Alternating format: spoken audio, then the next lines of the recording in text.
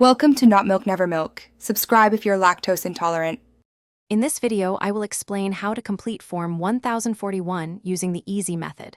Start by gathering all income documents and beneficiary details, then sort receipts in Form 1099.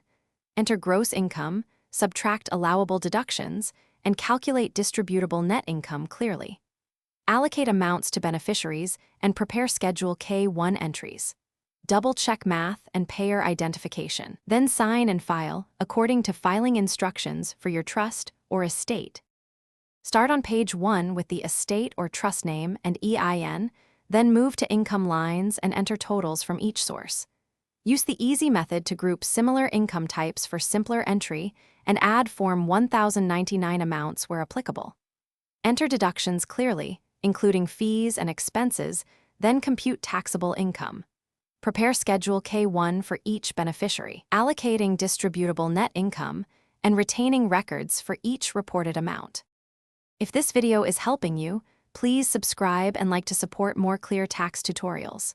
Quick recommendation: the Kindle Paperwhite is perfect for reading tax guides and PDF worksheets anywhere, making it easier to review Form 1041 instructions on the couch or while commuting.